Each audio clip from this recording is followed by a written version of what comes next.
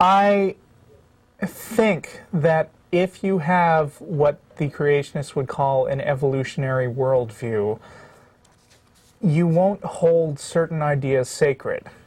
You might realize that you'll certainly realize that some ideas are better than others, and you should set it as your goal to weed out which of your ideas are good and which of your ideas are bad, and try to come up with ideas that most closely match reality.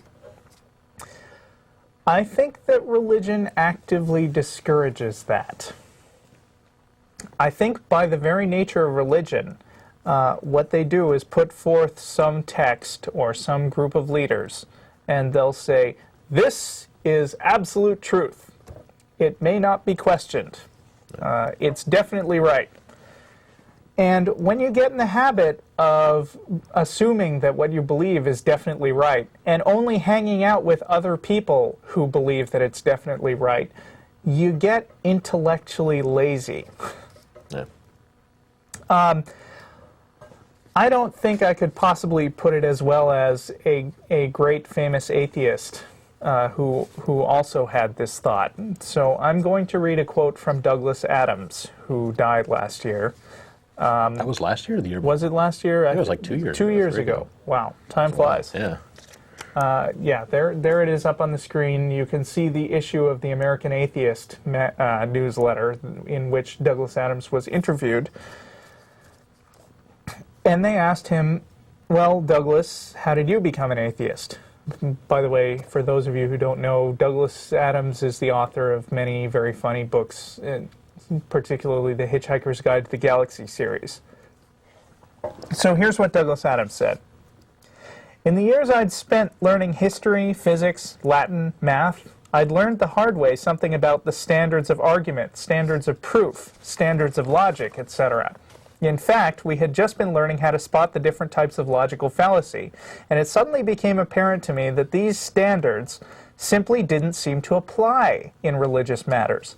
In religious education, we were asked to listen respectfully to arguments which, if they had been put forward in support of a view of, say, why the Corn Laws came to be abolished, when they were, would have been laughed at as silly and childish, and in terms of logic and proof, just plain wrong. Why was this? Well, in history, even though the understanding of events of cause and effect is a matter of interpretation, and even though interpretation is in many ways a matter of opinion, nevertheless, those opinions and interpretations are honed to within an inch of their lives in the withering crossfire of argument and counter-argument. And those that are still standing are then subjected to a whole new round of challenges of fact and logic from the next generation of historians, and so on. All opinions are not equal. Some are a very great deal more robust, sophisticated, and well supported in logic and argument than others. So I was already familiar with, and I'm afraid accepting of, the view that you couldn't apply the logic of physics to religion, that they were dealing with different types of truth. I now think this is baloney, but to continue.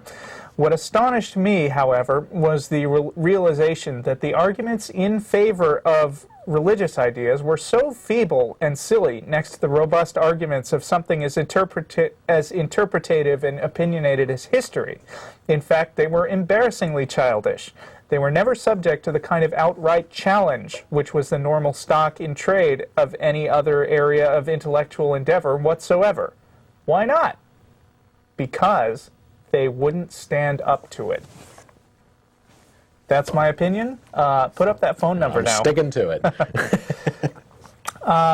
So let me just sum up. My philosophy is an evolutionary worldview, and my philosophy says hold nothing sacred.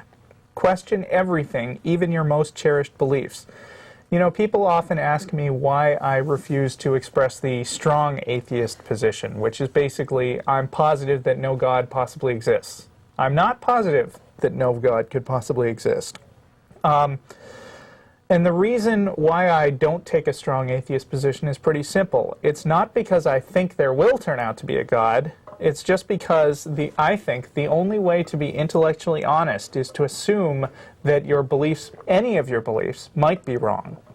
And I would say that the more The more open you are to evaluate new ideas critically, the less likely it is that you actually will be wrong. That's it.